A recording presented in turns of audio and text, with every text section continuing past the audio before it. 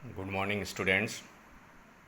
आज हम फिर ज्ञान सुधा कार्यक्रम के तहत एक नए वीडियो के साथ राजस्थान के प्रमुख जो घटना चक्र, नवीनतम घटना चक्र पर समस्त प्रतियोगी परीक्षाओं में शामिल होने वाले विद्यार्थियों के लिए वीडियो उपलब्ध कराया जा रहा है। मैं अर्जुन सिंह उज्ज्वल राजस्थान की संस्कृति, राजस्थान की धरोहर, राजस्थान के सामाजिक, राजनीतिक, आर्थिक समस्त पहलुओं पर अपनी एक जागरूक और एक जिज्ञासापूर्ण नज़र बनाए रखते हुए राजस्थानी भाषा में लेखन को जारी रख रहा हूँ। और इस लेखन के तहत ही मैं विद्यार्थियों को उत्साहित, प्रेरित और एक उनमें देदीप्यमान ज्योति प्रज्वलित करने के लिए, ताकि किसी भी असफलता से निराश न हो और अपने मंजिल की तरफ स्थित प्रज्ञ होकर बढ़ते रहें। और इसी भावनाओं को लेकर मैंने अपनी ये किताब मोटियार लिखी, जिसमें विद्यार्थियों को प्रेरित करता रहा कि जीवन की असफलताएं आपके रास्ते को बाधित कभी नहीं कर सकती, आप आगे बढ़ते रहें। मैं पहले के अपने 2 वीडियो में जो आपको चर्चा की थी, उनकी थोड़ी हाईलाइट के साथ में आज एक नया वीडियो आपके ज्ञान में इजाफा करने कि किस प्रकार हम प्रतियोगी परीक्षाओं में महत्वपूर्ण सवालों पर ध्यान देकर सफलता प्राप्त कर सकते हैं। विद्यार्थियों, इससे पहले मैंने राजस्थान के करंट अफेयर्स के तहत लाइमस्टोन के भंडार के बाबत आपसे चर्चा की थी, जो बताया था कि राज्य के 3 जिले स्पेशल जैसलमेर, नागौर और झुंझुनू में इनके 4 जो ब्लॉक आवंटित किए गए हैं और जहां पर लाइमस्टोन जो सीमेंट ग्रेड का है वह प्राप्त होगा। इसके अलावा जो जयपुर में माननीय मुख्यमंत्री द्वारा 23 सितंबर 2020 को भूमिगत मेट्रो ट्रेन का जो वर्चुअल झंडी दिखाकर शुरुआत की, चांदपोल से बड़ी चौपट के बीच चलेगी। 2.12 किलोमीटर की यह दूरी मेट्रो द्वारा तय की जाएगी। इससे साथ ही मैंने बताया था आपको कि राजस्थान में पहला क्षेत्रीय मतदान जागरूकता केंद्र जयपुर में स्थापित किया जा रहा है और यह केंद्र जो है वह भारत निर्वाचन आयोग के द्वारा स्थापित होगा। और इस मतदान जागरूकता केंद्र के तहत राजस्थान, मध्य प्रदेश, पंजाब और हरियाणा के क्षेत्र में मतदान जागरूकता से संबंधित कार्य संपादित होंगे। इसके अलावा एक पथरेड़ी करके स्थान है भिवाड़ी के पास में, जो टेक्नोलॉजी सेंटर के रूप में डेवलप किया गया है और जहां पर मंगलयान सेकंड के पार्ट्स, वायुयान के पार्ट्स और अन्य तकनीकी उपकरण का निर्माण होगा। यह स्थान है पथरेड़ी। साथियों, समसामी के तहत केशवानंद भारती, जो कि कासरगोड इडनेर हिंदू मठ के संत थे, जिनका हाल ही में 6 सितंबर 2020 को निधन हुआ, मैंने इसको भी इम्पोर्टेंट मानते हुए अपने पूर्व वीडियो में बताया था। इन्होंने एक याचिका केरल सरकार के द्वारा भूमि अधिग्रहण के विरुद्ध सर्वोच्च न्यायालय में की थी। 1973 में इस याचिका के तहत सर्वोच्च न्यायालय के मुख्य न्यायाधीश माननीय SM सीकरी साहब की अध्यक्षता में 13 सदस्यीय पीठ बनी थी। 68 दिन तक चर्चा हुई और एक पीठ ने 7-6 से एक महत्वपूर्ण निर्णय लिया कि संसद को पर्याप्त अधिकार है, लेकिन संविधान की मूलभूत ढांचे में परिवर्तन कर पाना संभव नहीं होगा। ये एक महत्वपूर्ण फैसला था जो 1973 में हुआ था।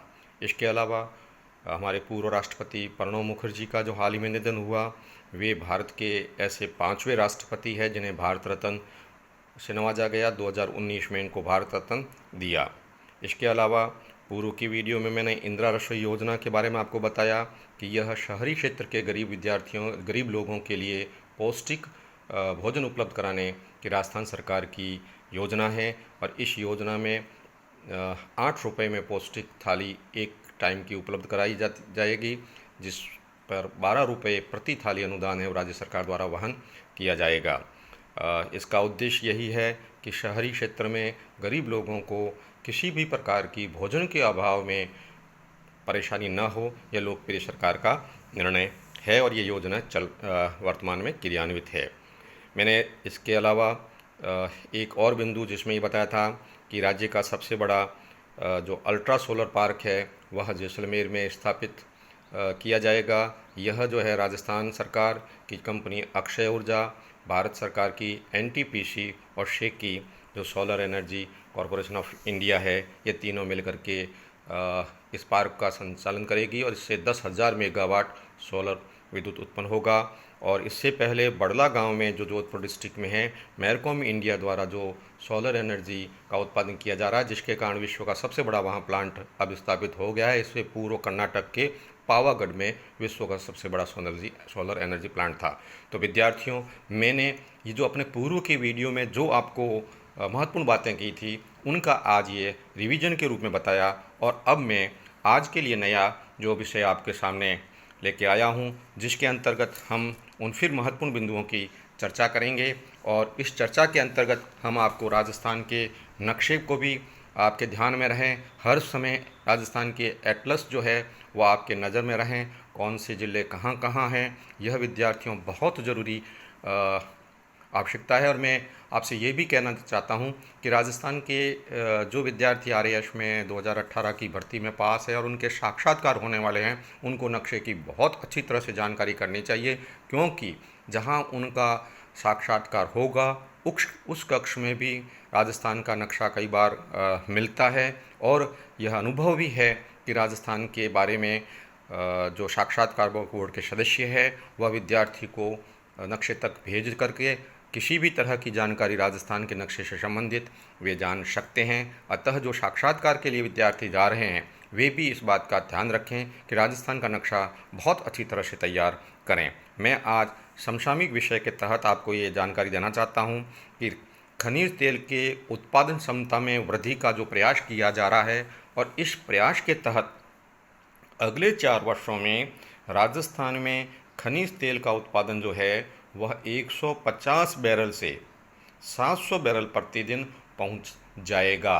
इस प्रकार का प्रयास किया जा रहा है कि राजस्थान में जो है खनिज तेल, पेट्रोलियम संबंधित जो तेल है, उसका प्रोडक्शन अगले 4 वर्षों में वर्तमान में 150 बैरल जो है प्रतिदिन, इसको बढ़ाकर कितना करने का लक्ष्य है? 700 बैरल करना का लक्ष्य है। और इसके लिए ऑयल इंडिया लिमिटेड वित्तीय वर्ष 2024-25 तक बीकानेर और नागौर बेसिन में 15 नए कुएं खोदेगी और इससे जो है ये उत्पादन क्षमता 150 बैरल प्रतिदिन से बढ़कर के 700 बैरल प्रतिदिन करने का प्रयास किया जाएगा। विद्यार्थियों, राजस्थान में 4 पेट्रोलियम बेसिन जो है वो 14 जिलों तक विस्तृत है और यह 1.5 लाख वर्ग किलोमीटर में ये बेसिन फैले हुए हैं। अब ये 4 बेसिन कौन कौन से हैं आप ध्यान से सुने और हो सके तो नोट भी करते जाएं, साथ साथ मैं धीरे धीरे बोल रहा हूँ। पहला है बाड़मेर सातचोर बेसिन, दूसरा है जैसलमेर बेसिन, तीसरा है बीकानेर नागौर बेसिन। और बीकानेर नागौर बेसिन के जो ज़िले आ रहे हैं वो बीकानेर है, नागौर है, गंगानगर है, हनुमानगढ़ है और चूरू का क्षेत्र इसमें शामिल है। और चौथा जो बेसिन है वह है विंध्यान बेसिन, जिसके अंतर्गत विंध्यान बेसिन के अंतर्गत कोटा, बारा, बूंदी, झालावाड़, भीलवाड़ा, चित्तौड़ डिस्ट्रिक्ट्स उसके हिस्से हैं। विद्यार्थियों, जैसलमेर में 49 कुएँ की खुदाई की जा चुकी है, जिनमें 17 और 18 कुओं में तो 7 million metric standard cubic metre प्राकृतिक गैस का प्रतिदिन उत्पादन भी हो रहा है। तो ऑयल इंडिया द्वारा इस पेट्रोलियम या खनिज तेल उत्पादन से प्रति वर्ष राजस्थान सरकार को 18 से 19 करोड़ रुपए की आय या रेवेन्यू मुहैया कराया जा रहा है। तो विद्यार्थियों, ध्यान दें, एक बार फिर मैं कहना चाहता हूं कि राजस्थान सरकार जो खनिज उत्पादन में, खनिज तेल के उत्पादन में वृद्धि करने का प्रयास करने जा रही है। इसके लिए प्रतिदिन जो बैरल है वो 150 से बढ़ाकर 700 बैरल तक करने का प्रयास है, ऑयल इंडिया द्वारा किया जा रहा है। राजस्थान के 4 जो पेट्रोलियम बेसिन है, और ये मैंने बताए भी है, पुनः बताना चाहता हूँ, Barmer Sanchore basin, Jaisalmer basin, Bikaner Nagaur basin और विंध्यान बेसिन, और इनमें 14 ज़िले शामिल है। तो यह आपके बहुत महत्वपूर्ण जानकारी के अंतर्गत है, क्योंकि मैं हमेशा कहता आया हूँ, और यह चाहे साक्षात्कार हो, चाहे आगामी राजस्थान में होने वाली जो प्रतियोगी परीक्षाएं हैं उनमें इन सवालों के स्थान रहने की पूरा संभावना रहेगी।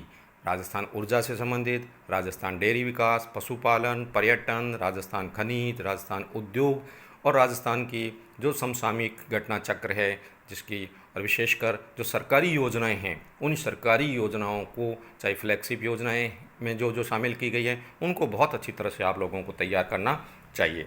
अब मैं दूसरा जो समसामयिक का बिंदु आज का है वह है कि राज्य में पहला इंदिरा महिला शक्ति केंद्र स्थापित किया गया है, और इंदिरा महिला शक्ति केंद्र है यह मानसरोवर जयपुर में टेक्नोलॉजी पार्क में बनेगा, और अभी जो महिला आयोग का जो केंद्र है वहाँ से इसे स्थानांतरित किया जाएगा। विद्यार्थियों, इंदिरा महिला शक्ति केंद्र में बच्चों के लिए डे केयर सेंटर और क्रैच, इसके अलावा महिलाओं की समस्याओं का समाधान और उनकी काउंसलिंग का एक समाधान केंद्र के रूप में इसे विकसित किया जा रहा है। और इसके साथ साथ सेल्फ डिफेंस, उद्यमिता एवं कौशल प्रशिक्षण की भी नियमित सुविधाएं इनके महिलाओं के लिए उपलब्ध होगी। आंगनवाड़ी कार्यकर्ता और साथिनों को इस केंद्र में प्रशिक्षण दिया जाएगा। इसके साथ ही साथ महिला जागरूकता, महिला सशक्तिकरण के रूप में केंद्र में जो है ये इंदिरा महिला शक्ति केंद्र है, यहाँ कन्या वाटिका शुरू की जा चुकी है, जहाँ बेटी बचाओ बेटी पढ़ाओ योजना के तहत बालिकाओं के जन्म पर एक पौधा लगाने का अभियान रहेगा, और टेक्नोलॉजी पार्क में फलदार पौधे लगाकर पोषण वाटिका के रूप में इसे तैयार करने की योजना है। साथियों, तो ये जो इंदिरा महिला शक्ति केंद्र, पुनः ध्यान दें, मानसरोवर जयपुर में स्थापित, जहां महिलाओं की समस्याओं और समाधान संबंधित बेटी बचाओ बेटी पढ़ाओ योजनाओं को महिलाओं में जागरूकता बढ़ने, परिवार सामाजिक महिला सशक्तिकरण को उन्नयन करने संबंधी पहलुओं पर इस केंद्र में हमेशा विचार विमर्श के साथ साथ योजनाएं ऐसी क्रियान्वित करने का प्रयास रहेगा ताकि आंगनवाड़ी केंद्र की कार्यकर्ताओं साथियों को प्रशिक्षण मिलेगा। सेल्फ डिफेंस महिलाओं के लिए उद्यमिता एवं कौशल प्रशिक्षण का भी कार्य रहेगा, तो आप इसे भी अच्छी तरह से तैयार करें। इसके अलावा आज के समसामयिक का जो बिंदु है वह है कि राज्य के 13 जिलों में से 4 नए नेशनल हाईवे निकाले जाएंगे। केंद्र सरकार द्वारा जो आगामी वर्षों में नेशनल हाईवे निकाले जाने का प्रस्ताव है, उनमें 4 नेशनल हाईवे है वो राजस्थान के विभिन्न जिलों में से होकर के 13 विभिन्न जिलों में से होकर के अगले 5 वर्षों में गुजरेंगे। याद रखें, अगले 5 वर्षों में कितने जिले? 13 जिले। कितने हाईवे? 4 हाईवे। किसके द्वारा? केंद्र सरकार द्वारा जो योजनाओं में नेशनल हाईवे निकाले जाने का प्रस्ताव है, और इसमें देश के करीब 8000 किलोमीटर पर एक्सप्रेसवे और हाईवे बनकर के आगामी 5 वर्षों में तैयार होंगे। कब तक तैयार होंगे? आगामी 5 वर्षों में, 2024 में या 2025 के लगभग। कितने क्षेत्र में? 8000 किलोमीटर में क्या बनेंगे? नए एक्सप्रेसवे और हाईवे। और इसमें से 4 हाईवे जो है वे राजस्थान में करीब 2500 किलोमीटर की दूरी तय करेंगे, और ये हाईवे राजस्थान से जो गुजरेंगे वे हैं national highway Delhi Mumbai 1276 kilometre किया होगा राज्य में, और ये मार्च 2013 में पूरा होना है। इसी प्रकार अमृतसर जामनगर जो है 762 किलोमीटर का हाईवे है, यह भी मार्च 2023 में पूरा होना प्रस्तावित है। तीसरा जो नेशनल हाईवे राजस्थान से जो गुजरने वाला है वह अम्बाला कोटपुतली हाईवे 310 किलोमीटर, और यह भी मार्च 2023 में पूरा होना संभावित है। इसके अलावा कोटा इंदौर हाईवे 136 किलोमीटर का है, ये मार्च 2024 में पूरा होने की संभावना है। तो ऊपर मैंने जो पहले बताए, दिल्ली मुंबई, अमृतसर जामनगर और अम्बाला कोटपुतली, ये मार्च 2023 में, और चौथा जो है कोटा इंदौर, ये 136 किलोमीटर का जो हाईवे है वह मार्च 2024 में पूरा होगा। विद्यार्थियों, ये जो राष्ट्रीय राजमार्ग प्राधिकरण है, national highway authority of India, यह पंजाब और गुजरात के बीच सड़क मार्ग की दूरी कम करने के लिए अमृतसर जामनगर जो हाईवे निकाला जाएगा 762 किलोमीटर का है, मैंने अभी कहा मार्च 2023 में पूरा होगा। इसके तहत जो है वो एक ग्रीन फील्ड हाईवे बनेगा यह, और पूरा का पूरा ग्रीन फील्ड हाईवे होगा, यह राजस्थान के हनुमानगढ़ से प्रारंभ होकर के और राजस्थान के जो सांचौर तहसील जालौर ज़िले की है, यहाँ इसके बाद में यह गुजरात में प्रवेश करेगा। तो आज विद्यार्थियों, आपको जो जानकारी दी गई है इसे आप नोट करने का प्रयास करें। मैं अपना कैमरा जो है इस पर रखने का प्रयास कर रहा हूँ, आप ताकि उसे उतार सकें। तो आज की तहत है खनिज तेल के उत्पादन में क्षमता में वृद्धि के प्रयास।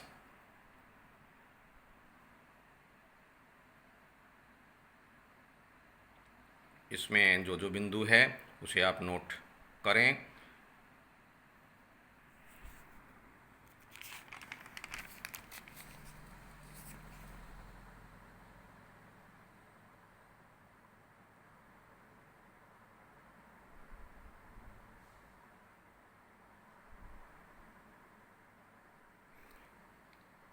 इंदिरा महिला शक्ति केंद्र, और उसके बाद में राजस्थान के 13 जिलों से निकलने वाले 4 NH संबंधी जानकारी। और ये 4 NH कौन से होंगे वो आपके लिए सामने ये उपलब्ध है, आप इसे रिवीजन, क्योंकि रिवीजन की महत्वपूर्ण भूमिका होती है इन परीक्षाओं में। जब आपके सामने महत्वपूर्ण सवाल होते हैं तो बार बार रिवीजन करना चाहिए और इन सवालों को विस्तृत रूप से तैयार करना चाहिए। अब विद्यार्थियों, मैं जिस तरह से हमेशा कहता आया हूँ कि किस प्रकार से मैं विद्यार्थियों को अपने विभिन्न मोटिवेशन विचारधाराओं के आधार पर प्रेरित करता हूँ। ये मेरी पूरी किताब जो है मोटियार यानी राजस्थानी शब्द है, इसमें युवा पीढ़ी के लिए समर्पित है। और इसकी जो ये कविता आपके सामने पेश है मोटियार, जिसकी कुछ पंक्तियाँ मैं आपको सुनाकर बताना चाहूँगा कि कई बार यह होता है कि युवा पीढ़ी बेरोज़गारी को देखते हुए हताश हो जाती है, निराश हो जाती है, प्रयास रोक देती है, और कुछ विद्यार्थी इतने हताशा के स्तर पर चले जाते हैं कि वे अपने जीवन तक खोने के लिए भी प्रयास करते हैं। मैं उन विद्यार्थियों से कहना चाहता हूँ, जीवन में चाहे कितना भी असफलताएं मिलें, कितना भी अंधेरा हो, रात जितनी अंधेरा होगा, गहरा अंधेरा होगा, सफलताएं उतनी करीब आएगी। आप भी सब इस तरह से प्रयास करें कि असफलताओं से घबराएं नहीं, और एक दिन निश्चित रूप से सवेरा होगा, मंजिल तक पहुँचेंगे। तो मेरी इस पंक्तियों को सुनने का प्रयास करें कि मोटिया रावण दे अंधारो छावण दे गहरी रात, मोटिया रावण दे अंधारो छावण दे गहरी रात। आने दे अंधारे से, मेरा अभिप्राय है असफलताओं से, आने दे असफलताएं, रात को गहरी होने दे। आसी सवेरो थारे पास, आसी सवेरो थारे पास, मोटियार आवण दे अंधारो छावण दे गहरी रात। देख तूफान उतार थारी नाव, लहरा बीच उठण दे हब्बीडो हिम्मत मत हार, पतवार काठी ताण आता रे उम्र री पहचान, मोटियार आवण दे अंधारो छावण दे गहरी रात, मोटियार आवण दे अंधारो छावण दे गहरी रात।